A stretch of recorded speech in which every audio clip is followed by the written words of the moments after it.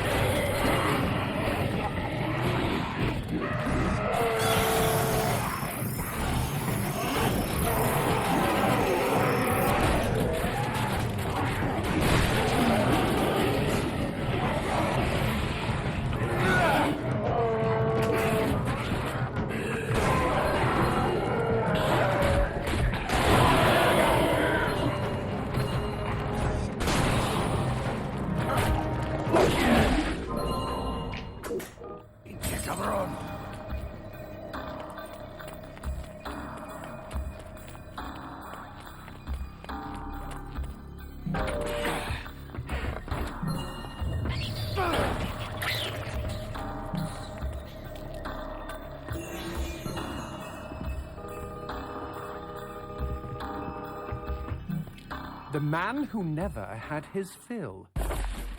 It was a cold and snowy eve. Certainly no night for a man without a home to be walking these grey and endless streets. Inside the pizza parlour, George Reed spun a lively tune on his harmonica. The local children giggled and pointed excitedly at the harmonica man as their parents glowed with approval. His reward would be all the pizza he could eat, 6 pies at least, and a warm bed in one of these folks' homes. He knew they were good for it. But when he tucked in for the night, George had not had his fill. As the years and calories stacked up, most men would have got older and fatter. Yet for all he consumed, George only got thinner as he washed from town to town. Tapeworm. Tonight he plied his trade with some grannies and orderlies in a nursing home. Hoo-ah-ha! His harmonica filled the room with joy. After devouring 3 helpings of pork chops and mashed potatoes, he eyed the plate of the old woman next to him. Juice dribbled down his chin. "Go ahead, Georgie," she said. "You're such a good boy. You shouldn't have to starve." But George had not had his fill. Early the next morning, he was already on the freeway with his thumb in the air. "Where are you headed?" said the man in the truck. "Nowhere," said George. "Anywhere." It was a new decade, and tonight George played to an all but empty bar in the city. He had lost a lot of weight. Afterwards, the only woman in the joint took the stool next to him and asked him his name. The bartender leaned over the counter. "You don't know this guy, Mary.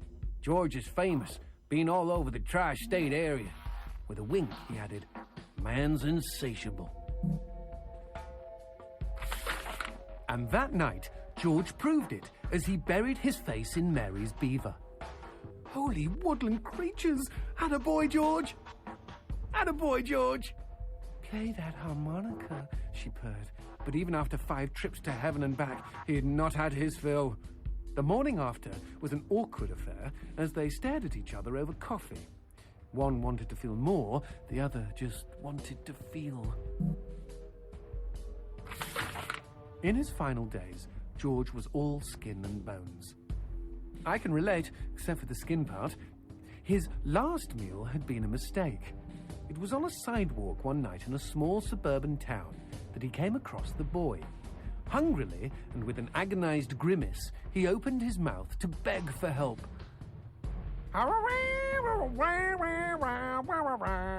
Out came a cacophony of wheezes and toots, but the boy understood. Wait, you mean Jorge ate his harmonica? Once he was alone, George Reed looked at the candy bar he held in one hand and began to cry.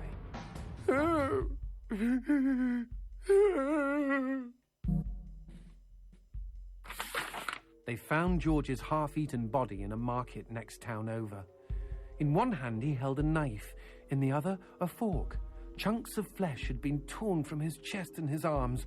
Blood framed an eerie smile. The wind that morning blew fierce, and as it whistled through the hole he'd carved out of his own neck, the harmonica man played his last song in this world. There were Gawkers, and many knew him. They shared stories of how he'd filled them with hope, filled them with life. They, at least, had had their fill. Especially Mary. The end.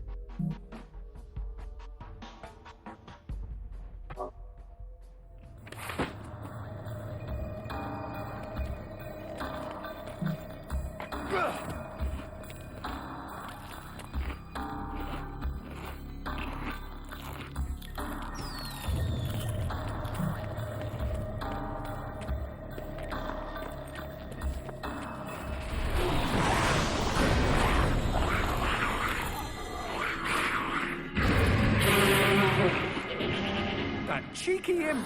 He doused our goat! Then let's put out some lights of our own.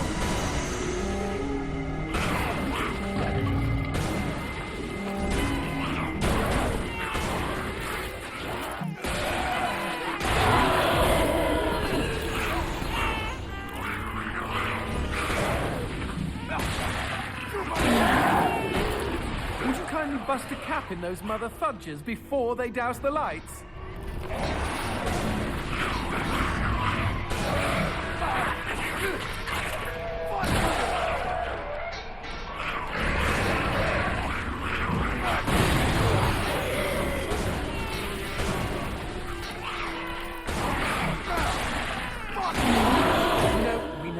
Talking about you kidnapping Paula. I didn't kidnap her. You hauled her out of a skip. Isn't that illegal in some states? What did she say? Nothing. Not for weeks. I was afraid to even touch her, you know? Like she didn't belong to me. To anyone. But something changed. There was a phone call.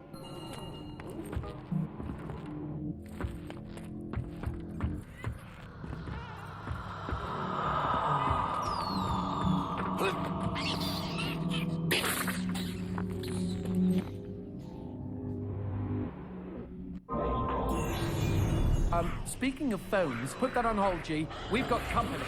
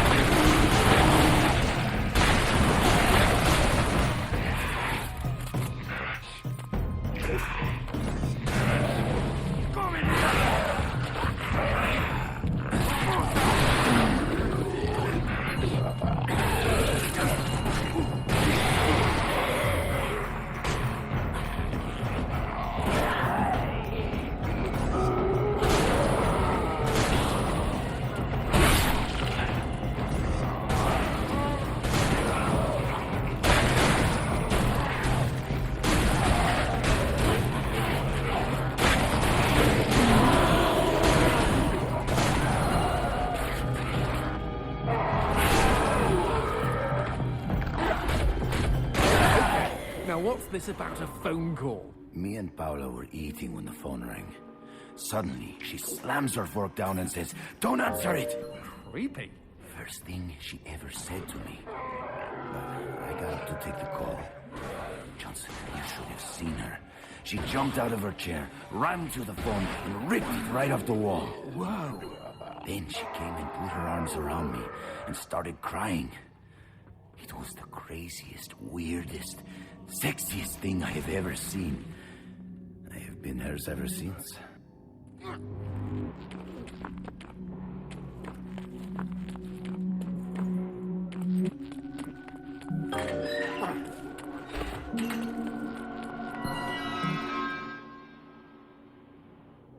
What?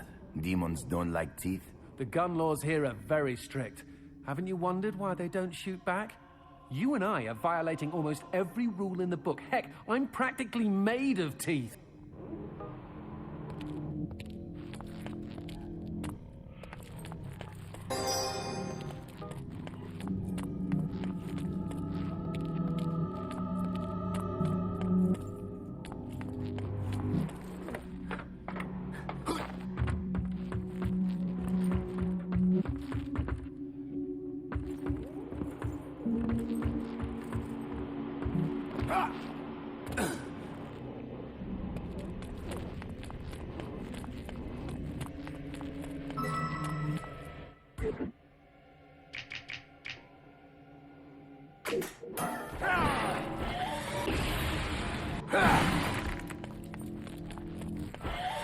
Motherfucker!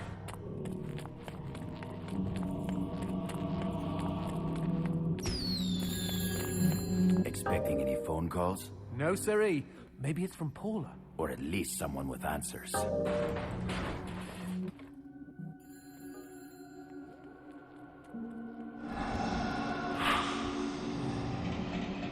Dios mío. Paula, is that you? When will this fucking torture end? Ah! From hottie to hamburger, just like that.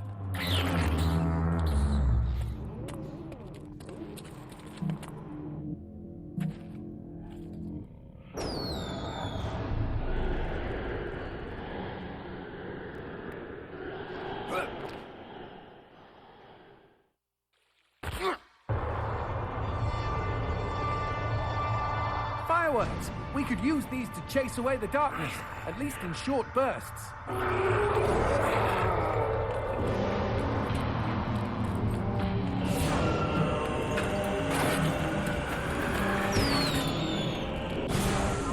Just look at them. Fiery sprinkles in a great big chocolatey sky. Johnson, shut up.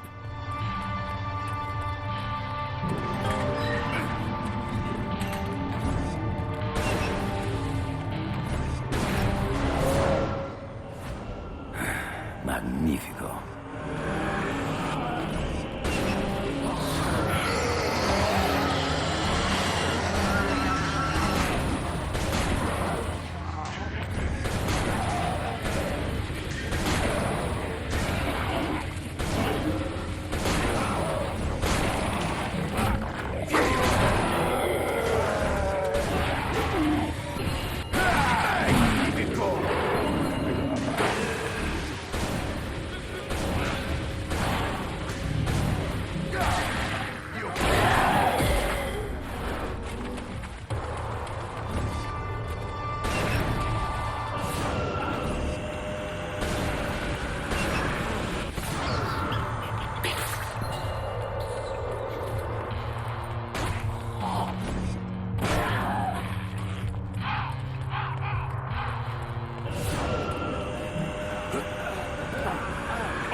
This fucking darkness!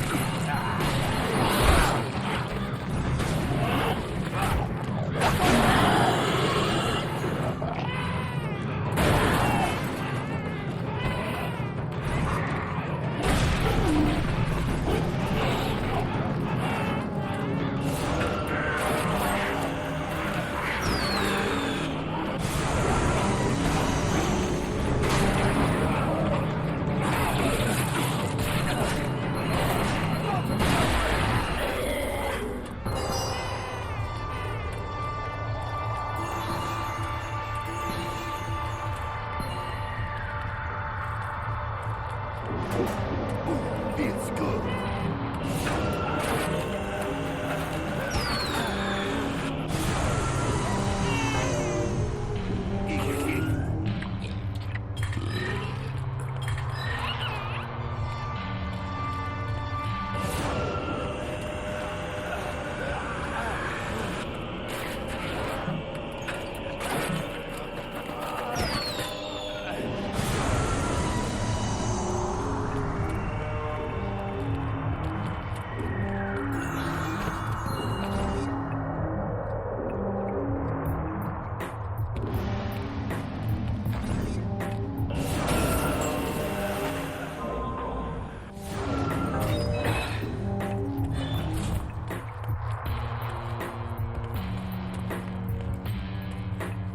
What the shit is that? Let's take a closer look.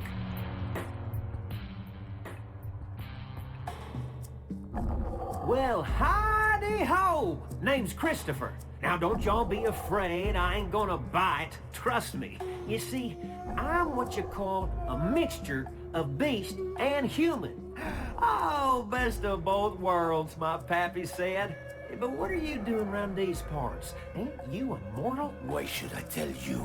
All I see is demon. Well, shucks. You gotta look underneath the leathery exterior. Deep down, I am a sensitive and understanding listener. Some asswipe named Fleming stole my girl and took her to his castle. I am here to take her back. Meaning you are on a quest to kick the Prince of Evil's ass? Holy shit! Oh, I want in on some of this action. How can I help, huh? How can I? Well, I hope that you're offering more than just enthusiasm. I tell you what, I get pretty hungry, and I just love them white gems. You get enough of those and we can trade. With the right incentive, I might even be able to introduce you to some real product. Know what I mean? Magnifico. Okay, then chuck them sparklies right down the hatch. Go on, feed me! Ah! Happy trail! Y'all find any gems, you haul them on back to your old pal Christopher. I'm surprised Christopher hasn't had a visit from the GEA. You read about gem busts all the time.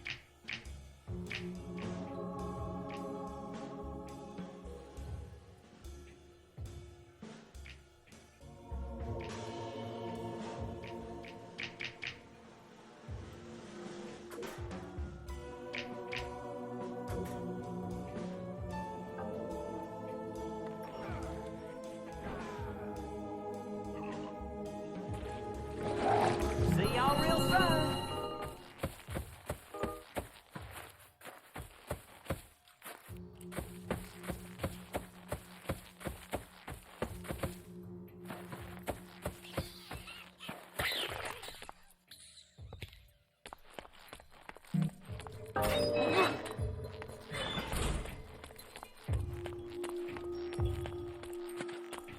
Whoa, what's this? Sushi with a dick? These guys may look ugly, but they're actually quite useful. Are they friendly? Yes, I kept one as a pet. Hit them with light, and they'll keep you safe.